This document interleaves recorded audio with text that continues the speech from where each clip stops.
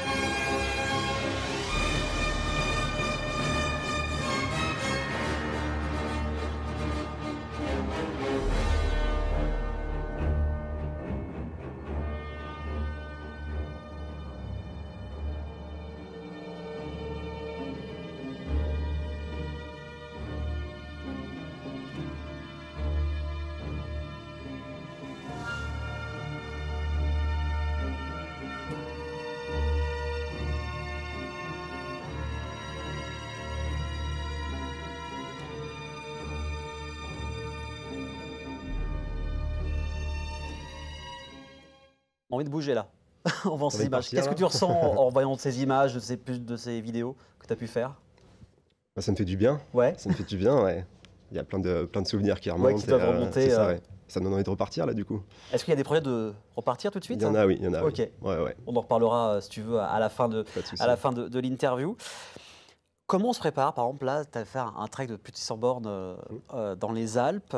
Alors, pour les gens qui voudraient se sentir libre comme ça, même si c'est moins que 600 km, comment on se prépare physiquement, mentalement pour aller voyager comme ça? Ok. Moi, la préparation physique, en tout cas pour le trek, il n'y en a pas tellement eu. J'ai pas parcouru les Alpes Mancelles ou quoi. Je pense que au début, c'est un peu rude, mais le Oui. corps s'adapte. Et après, quand la machine est rodée, c'est parti. Ouais. Donc, pour les treks, en tout cas, c'est ça. Mais pour d'autres aventures, il y a eu des préparations en amont, comme la traversée du parc national du Sarek en Laponie suédoise, où je tractais une poulka. Là, forcément, je me suis entraîné avec des pneus à tracter pour que le corps S'habitue sache déjà avant. exactement, ouais. Ou en packraft, la petite embarcation gonflable, m'entraîner un petit peu à la navigation. Mais sinon, physiquement, il n'y a pas eu tant de Oui, il n'y a pas eu un préparation. entraînement tous les jours de faire Non, non, 3 non. heures de sport. Non, non. J'ai juste fait quelques étirements 1 ou 2 mois avant pour que mon corps soit. Pour prévenir des tendinites ou Oui, quoi et que ce pas soit. dire Mais bah, c'est sinon, bon, je pars demain, on exactement, ouais. voit. Donc c'est sûr. Mais après, il y a une sorte de préparation pour l'itinéraire. Mm. Euh, les points de ravitaillement possibles, combien de jours d'autonomie on doit prévoir. Ouais, c'est ça. Et la préparation aussi pour le matériel, pour être le plus léger possible, etc. Oui, parce qu'il faut aussi penser à ça, quoi. Exactement, ouais. Parce que là, quand toi, tu voyages avec combien de kilos sur le dos? Bah là, pour la grande traversée des Alpes, j'étais à 13 kilos, me semble. Ok. Mais j'avais 4 kilos de matériel photo et vidéo. Alors, on Donc, va y venir, ça tombe bien, la transition est toute trouvée. Le fait de faire ces vidéos, tu t'es dit à un moment donné, tiens, j'ai envie de garder des souvenirs. C'est venu comment ce déclic de réaliser des vidéos? Au début, c'est des courtes vidéos, je me rappelle, Oui. c'est 3-4 minutes. c'est ça, ouais. La dernière, c'est une demi-heure Exactement. de vidéos. Comment c'est venu ce déclic de réaliser ces vidéos de voyage? Bah, c'est pour transmettre. Je pense que la vidéo, c'est un bon vecteur pour montrer ce qu'on a vécu. Donc oui, au début, c'était avec la petite GoPro pour montrer à la famille et aux copains. Et après, il y avait la volonté de transmettre à bien plus de personnes et que ce soit un peu plus qualitatif. Donc voilà. Au bout d'un moment, voilà, on évolue, tout ça. Exactement, ouais. Et j'ai vu sur ton Insta que tu as rencontré un manceau. Oui. C'était aux Alpes. Exactement, oui. Alors raconte-nous de cette rencontre, c'est quand même assez hallucinant. Le monde est petit, ouais. Tu dis que tu vas faire 600 km et hop, tu tombes au même moment, à l'instant T, sur un autre gars qui vient du Mans. Exactement. Alors raconte-nous un peu cette personne, qui est ça? Eh bien, c'était à la fin de mon aventure sur la grande traversée des Alpes. Je pense que c'était 3-4 jours à la fin. Et donc, je suis tombé sur lui après un bivouac. Et lui avait déjà entendu parler de moi parce qu'il avait rencontré Jean-Louis, une personne exceptionnelle, que j'avais interviewé pour mon documentaire. Et Ok. il avait dit, tu verras, il y a un petit gars avec la caméra ici. Enfin, il savait déjà que je venais du Mans. Et donc, c'est une personne avec un bon sens de l'humour, très agréable. Et on a continué les 4 jours ensemble. Alors moi, j'étais déjà avec des personnes que j'ai rencontrées avant, Aurélie et Lucie. Et du coup, on a formé un petit groupe de 4 ensemble. Et j'ai des très, très bons souvenirs ensemble. Le dernier bivouac, tous les 4, avec une très belle énergie de groupe, des bons fous rires. Et puis, Ils vont rester encore en contact? tous exactement, ensemble? mais Ok. il est venu chez moi après, dans un autre contexte. Mais Ok. j'ai revu beaucoup de personnes. Marco, dans mon documentaire, je l'ai retrouvé en Australie. J'ai retrouvé des personnes à Annecy. Enfin, il y a plein de. Génial, enfin de se Ouais, dire que c'est ouais. pas juste une rencontre éphémère, c'est que voilà, Exactement. vous gardez ce contact. J'aimerais aussi qu'on revienne sur ton séjour au Canada. Tu as été guide aventurier, c'est ça, là-bas? J'étais guide d'aventure, Aventure. c'est ça. Alors c'est quoi exactement un guide d'aventure? Un guide d'aventure, c'est une personne qui va guider dans diverses disciplines liées à l'aventure. Donc au début, j'ai commencé comme guide en kayak de mer avec les phoques et les baleines pour un stage en master. Et à la fin de mon master, je me suis dit, je veux guider en chien de traîneau. C'était un de mes rêves. Ok. Donc je suis parti guider en chien de traîneau pendant 2 hivers. J'étais aussi guide de rafting, capitaine de bateau. Enfin voilà, c'était Combien de temps t'es resté au Canada? 2 ans et demi. Et 2 ans et demi. c'était où exactement au Canada? Dans la province du Québec. Ok. Mais plusieurs endroits, en Gaspésie, en Mauricie, les Laurentides. Et Allez au Québec. C'est incroyable. Oui, Honnêtement, les Québécois sont des personnes extraordinaires. Oui, j'y suis allé il y a 2 ans C'est vrai. pendant l'été indien où tout est rouge, C'est magnifique. orangé. Oui, les Québécois sont Ouais, ouais. adorables, hyper accueillants. Enfin, en tout cas, on a envie d'y retourner à chaque fois. Exactement. J'ai envie d'y retourner moi, exactement, ouais. au Québec. Euh, est-ce qu'il y a mentalement, est-ce qu'il faut se préparer aussi un petit peu quand on part? Ou toi, tu as l'habitude maintenant, mais à tes débuts, quand tu as commencé à faire ça, est-ce qu'il faut avoir un mental d'acier, faut être fort ou pas? Mais je pense qu'il faut avoir surtout un esprit de débrouillardise, parce qu'il peut arriver des choses où il faut savoir se débrouiller. Après, pour le mental, oui, je pense dans certaines situations. Je pense par exemple au GR20 où j'avais une tendinite sur tout le trek et, avec des ampoules à vivre sur les 2 pieds. Et là, forcément, il faut plus de mental pour poursuivre et pas abandonner, mais sinon... Et rester, j'imagine, aussi calme, pas s'énerver, c'est ça, rester posé. À tous mes invités sur cette séquence-là, Sers-toi du bout du monde, je demande à mes invités de choisir une photo qui va être marquante pour eux. Tu as choisi une photo toute mignonne, on la voit juste à l'écran. Alors raconte-nous cette histoire avec cet être poilu. Ce petit loulou, il s'appelle Louveteau. C'est quand j'étais guide en chien de traîneau, musher. C'était le leader. Donc le leader, c'est le chien qui est tout en avant, c'est le plus intelligent. Et c'est lui qui va comprendre les ordres pour diriger. Et donc, j'ai travaillé tout l'hiver avec lui. Et on avait vraiment une très belle connexion ensemble, une très Génial. belle complicité. Et donc, il y avait beaucoup d'amour entre nous. Et ouais, quand je regarde ces photos, ça me procure beaucoup d'émotions. Je m'en doute. Ouais, Je m'en doute, avec le temps, en plus il y a une vraie connexion, ça va exactement, être ouais. assez intense. On en reparlera peut-être Je fais dans cette séquence-là aussi, ça s'appelle le tac au tac, donc c'est des Oui. questions très simples. Ok. Réponse très simple. Est-ce qu'il y a un voyage qui t'a le plus marqué qu'un autre ou au contraire c'est des voyages complètement différents, des sentiments différents, des souvenirs différents? Il y en a un en particulier qui est peut-être plus fort que d'autres. Chaque voyage a son Ouais. charme, je dirais. Après, en termes de paysage, là, je repense à la Laponie suédoise en hiver, en ski de rando Pulka, où les paysages étaient vraiment exceptionnels, des terres blanches immaculées.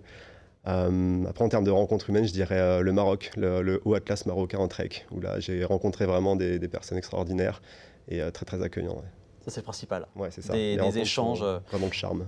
Alors tout à l'heure tu as parlé de la tendinite, est-ce qu'il y a un voyage qui était très compliqué, plus que d'autres? Je dirais que c'est le GR20. Pour le coup, chaque pas a été souffrance, donc c'était un peu plus compliqué pour avancer, mais ouais, ce serait celui-là. Est-ce qu'il y a un pays où tu t'es vraiment senti bien, senti à ta place? Le Canada. Le Canada, Le j'en Canada, étais sûr. forcément, ouais. J'en étais sûr. À l'inverse, est-ce qu'il y a un pays où tu ne t'es pas senti bien, pas à ta place? En général, à l'endroit où tu as été, J'ai toujours su m'adapter dans chaque Oui. pays et j'ai jamais ressenti cette sensation de ne pas me sentir à ma d'être place. rejeté. Non, heureusement, ouais. Est-ce qu'il y a des réactions quand tu dis que tu es français à l'étranger? Pas spécialement. Non, pas spécialement. Pas spécialement. Ouais. Quels sont les prochains pays que tu voudrais faire? Ok, bah là je repars dans 3-4 jours. Ouais, on t'a eu à temps. Hein. On t'a eu à temps. Oui, Parce que c'est la ça, petite ouais. histoire, c'est qu'on a un ami en commun. Depuis un peu plus d'un an, on avait parlé C'est pour ça. que tu viennes déjà dans l'émission. Et Pierre, qu'on connaît tous les deux, m'a dit que tu étais dans le coin quelques semaines à peine. Et on a profité de l'occasion pour qu'il soit ici avec vous, avec nous sur le plateau. Donc voilà, bientôt le départ. C'est ça, bah, 3-4 jours. Voilà. Donc je repars en Australie pour finir mon PVT, permis vacances-travail, où D'accord. j'y travaille. Donc ça c'est jusqu'à fin décembre. Et après je pars en Australie. Donc là ce serait pour explorer l'île du Sud en Nouvelle-Zélande. Nouvelle-Zélande, excuse-moi. ouais. C'est à côté. Pour aller explorer l'île du Sud en packraft, donc l'embarcation légère qu'on a vue orange là. Ouais. Donc voilà, l'idée c'est d'allier trek et descente de rivière dans un pays qui semble assez exceptionnel et avec de belles terres sauvages. Ce sera sur YouTube, en Ce vidéo. sera sur YouTube, bien sûr, ouais, bien sûr. Et d'ailleurs, en Sur- parlant de vidéo, comment tu fais pour les tournages? Alors des fois, je sais qu'il y a des personnes qui se disent, tiens, on va faire une sorte de storytelling, ou l'art de raconter une histoire. Toi, si tu vois des décors, tu dis, tiens, ça pourrait être un plan sympa. Comment tu bosses pour créer ces vidéos-là? Bah, déjà pour filmer, Oui, déjà. ouais, T'as déjà, du gros matos pour filmer? j'ai une caméra maintenant, une D'accord. caméra avec un microphone, etc. Mais le truc c'est qu'on est à la fois acteur et réalisateur, Oui. on part seul. Et donc, il n'y a personne pour me filmer, donc je suis obligé d'avoir mon trépied sur moi. Et donc, dès que je vois une scène qui est sympa, je pose le trépied, je pose la caméra, je fais les réglages, je marche, je reviens, je regarde si c'est OK, s'il n'y a pas une mouche qui est passée sur l'objectif, si c'est OK, je peux repartir, si c'est pas OK, il faut refaire le plan, redescendre la montagne, la remonter. Et puis sinon, bah, il y a plein de choses qui existent. Par exemple, pour le prochain voyage, j'aimerais bien acheter un drone. Et il Oui, y a l'option de suivi. d'accord. Donc, tu peux continuer ton aventure et tu as le Tu drone laisses qui le filme. drone et puis le drone va... Exactement comme si une personne te filmait. Donc voilà, il y a plusieurs. Ça fera des plans sympas, des nouveaux Je plans, pense, des je pense. nouveaux plans sympas. Exactement. Et puis après, oui, pour le storytelling, moi j'ai à cœur que le spectateur soit plongé dans mon univers. Donc à la fois, oui, dans les décors, mais à la fois dans mes pensées, dans les rencontres que j'ai pu faire, les galères que j'ai pu avoir aussi. Et donc, pour me remémorer tout ça, chaque soir, dans l'aventure, je note tout ce que j'ai pu vivre, tous les faits marquants comme ça pendant le montage. J'ai de quoi faire les voix off pour raconter cette histoire. D'accord, pour pas oublier. C'est vrai qu'on Exactement, doit avoir tellement d'éléments de souvenirs qu'au Oui, bout d'un moment, on doit il se passe faire le tellement de tri, le choses. cerveau faire le tri, et puis Exactement, ouais. voilà. Donc voilà, tu as été il y a 2 semaines à changer pour le festival Globetrotter. Oui. Ça a été, tu as présenté le film sur les Alpes, c'est ça? Oui, c'est ça, oui. Ok, En fait, c'était oui, pour le festival des Globetrotters, géré par l'association Aventure du bout du monde. Donc, Mm. je l'ai présenté à Paris juste avant et après à Changé. Donc, c'est une première pour moi de le présenter devant autant de personnes. C'est une réalisation hein, de voir son film projeté sur grand oui, écran. c'est Et, pas juste sur un petit écran quand tu fais le exactement, montage. Là, c'est exactement. vraiment. Puis c'est vu par pas mal de personnes. Donc ouais, je suis pas mal content. Et puis c'est surtout de voir les réactions par la suite. Et moi, ce qui m'a beaucoup plu, c'était justement de pouvoir échanger après avec les personnes juste après. Oui. Toutes les personnes qui soit voulaient me poser des questions, pouvoir échanger, me transmettre leurs compliments. Donc Donc ouais, c'était Est-ce qu'il y a des réflexions qui ressortent souvent? Quelles ont été les phrases, les réactions qui t'ont marqué lors de cette soirée-là où tu as montré ton film au public? Hem, bah, les réactions, moi je dirais celles qui m'ont marqué, c'est les personnes, à qui ça a marqué et qui ont une certaine sens d'inspiration Mmh. et me disent que suite à la projection, ils aimeraient bien. Il y a un petit déclic là, Ouais, c'est ça ça. titille un petit Ils vont peu. planifier la prochaine aventure OK.